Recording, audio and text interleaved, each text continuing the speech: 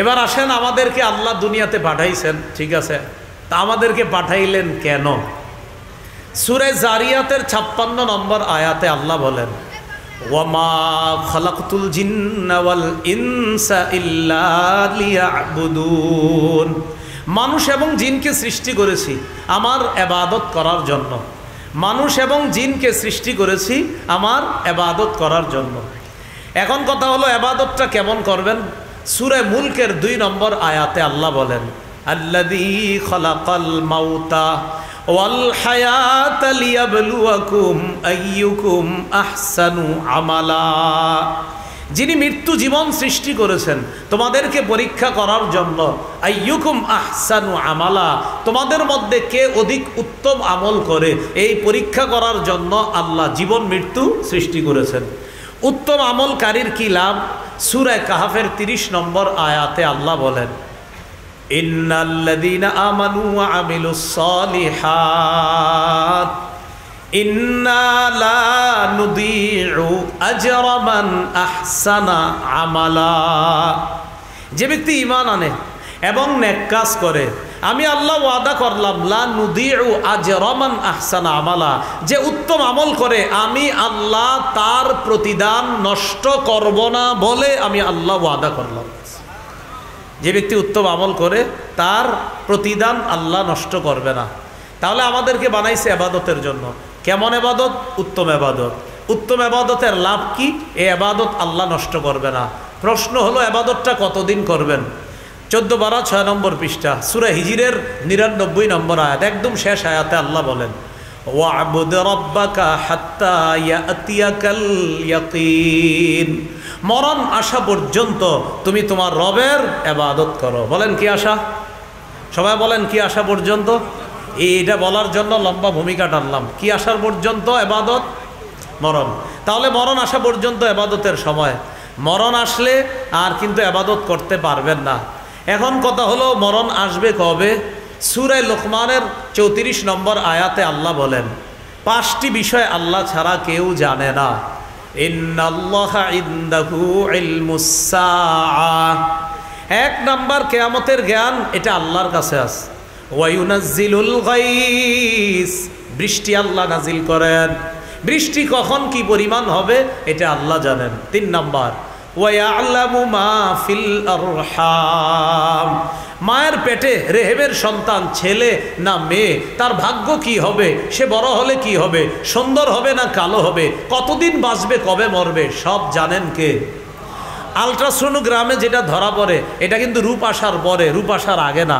রূপ আসার আগে এটা ছেলে হবে না মেয়ে হবে, এটা একমাত্র কে জানেন? আল্লাহ।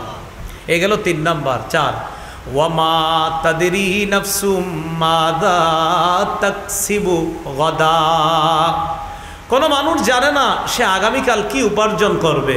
5, ওয়ামা তাদরি নাফসুম বিআইয়ি আরদিন তামুত, কোনো মানুষ জানে না কোথায় সে মৃত্যুবরণ করবে। তাহলে মৃত্যু কবে হবে এটা মানুষ জানে না, এটা জানে কে? আল্লাহ। বলেন মৃত্যু হবে এটা কেউ জানে না, কে জানে? আল্লাহ।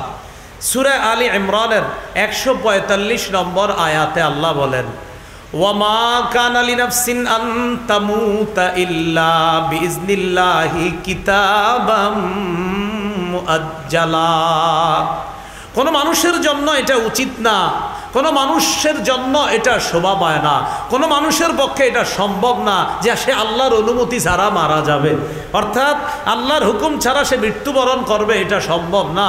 বরং ইল্লা কিতাবাম মুআজ্জালা, বিইজনিল্লাহি কিতাবাম মুআজ্জালা, আল্লাহর হুকুমে সে মরবে। কিতাবাম মুআজ্জালা, কবে কোথায় মরবে এর একটা নির্ধারণ করা সময় আছে। তাহলে আমি আপনি কখন মারা যাব এটা জানেন কে? বলেন আল্লাহ। প্রত্যেকটা নফস মৃত্যুর স্বাদ গ্রহণ করবে।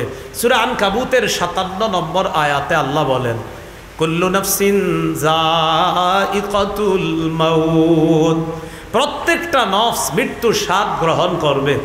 সূরা নিসার 78 নম্বর আয়াতে আল্লাহ বলেন, আইনামা তাকুনু ইউদরিকুমুল মাউত, তোমরা যেখানে থাকো মৃত্যু তোমাদেরকে পাকড়াও করবে, এতে কোনো সন্দেহ নাই। সূরা আহজাবের 16 নম্বর আয়াতে আল্লাহ বলেন, قل لن ينفعكم الفرار إن فررتم من الموت أو القتل। নবী আপনি বলেন মৃত্যু থেকে এবং হত্যা থেকে যতই পালিয়ে বেড়াও, এই পালানো তোমাদের কোনো কাজে আসবে না। মৃত্যু থেকে যতই পালিয়ে বেড়াও, এই পালিয়ে বেড়ানো তোমাদের কোনো কাজে আসবে না। মৃত্যু তোমাকে পাকড়াও করবে, এতে কোনো সন্দেহ নাই। সূরা আরাফের 34 নম্বর আয়াতে আল্লাহ বলেন, ওয়ালিকুল্লি উম্মাতিন আজাল ইযা জাআ আজালুহুম ফালা ইস্তাখিরুনা সাআ ওয়ালা ইস্তাকদিমুন। প্রত্যেকটা মানুষের মৃত্যুর সময় নির্ধারণ করা। যখন তার মৃত্যু এসে যাবে, আগেও হবে না পরেও হবে না, ওই সময় মৃত্যুবরণ করবে যখন তার মৃত্যুর সময় নির্ধারণ করা। সূরা ইউনূসের 49 নম্বর আয়াতে আছে লিকুল্লি উম্মাতিন আজাল। আরফের 34 আছে ওয়ালিকুল্লি উম্মাতিন আজাল, আর ইউনূসের 49 নম্বর আয়াতে আছে লিকুল্লি উম্মাতিন আজাল। প্রত্যেকটা মানুষের মৃত্যুর সময় নির্ধারণ করা। বিশ্বাস করেন আমার আপনার আমাদের সবাই মৃত্যুর সময় নির্ধারণ করা। হযরত মাওলানা মুফতি মুফিজুল ইসলাম রহমতুল্লাহি আলাই চলে গেলেন, অথচ ওনার উস্তাদ বয়ান করছে। ওনার উস্তাদ বয়ান করছে না তো, উস্তাদের আগে ছাত্র বিদায় নিছে।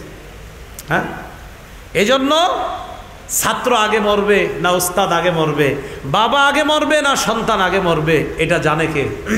আল্লাহ। কত বাবা সন্তানের লাশ কাঁধে নিয়েছে, কত বাবা এটা নিয়েছে। এটা বাবার জন্য কষ্ট, অনেক কষ্ট, আসলে কষ্ট। কিন্তু সন্তান ও বাবার লাশ নেওয়া এটাও অনেক কষ্ট। আল্লাহ সব বাবা যারা কবরে আছে, সেই বাবাদের কবরগুলো আল্লাহ জান্নাতের বাগান বানায়। বলছিলাম প্রত্যেকের মৃত্যুর সময় নির্ধারণ করা। আগেও হবে না পরেও হবে না, ওই সময় মৃত্যুবরণ করতে হবে। সূরা জুমুয়ার 8 নম্বর আয়াতে আল্লাহ বলেন, কুল ইন্নাল মাউতাল্লাযী তাফিররুনা মিনহু ফাইন্নাহু মুলাকীকুম। নবী আপনি বলেন যে মৃত্যু থেকে তোমরা পালিয়ে বেড়াও। ইন্নাল মাউতাল্লাযী তাফিররুনা মিনহু, নিশ্চয়ই যে মৃত্যু থেকে তোমরা পালিয়ে বেড়াও, ফাইন্নাহু মুলাকীকুম, এই মৃত্যু তোমাদের সাথে সাক্ষাৎ করবে। যেই মৃত্যু থেকে তোমরা পালিয়ে বেড়াও, এই মৃত্যু তোমাদের সাথে সাক্ষাৎ করবে। আমি আপনাদেরকে শুধু এই কথাটা জানানোর জন্য আসছি। একজন মানুষের মৃত্যুকে কেন্দ্র করে এখানে উপস্থিত হলাম, তার মৃত্যুকে কেন্দ্র করে তার জন্য দোয়া করব, আল্লাহ যেন তাকে জান্নাতবাসী বানান, এই দোয়া তো করব। তো আমার আপনার প্রত্যেকের একটা শিক্ষা যে একজনের মৃত্যুর স্মরণে এখানে উপস্থিত হলাম, আগামীকাল আমার আপনার মৃত্যুর স্মরণে যে অন্য উপস্থিত হবে না, এটার কি নিশ্চয়তা? আগামীকাল আমি আপনার সাবেক হয়ে যাব, পরের দিন আমার আপনার ব্যাপারে বলা হবে উত্তরপাড়ার আব্দুর রহিম 3 দিন আগেও এখানে চা খেয়েছে, আজকে নাই, এরকম বলা হবে। আল্লাহর কসম বলা হবে। আমার ব্যাপারে আপনার সবার ব্যাপারে বলা হবে সে গতকাল ছিল আজ নাই। এটাই সত্য কথা, এটা একদম সত্য কথা।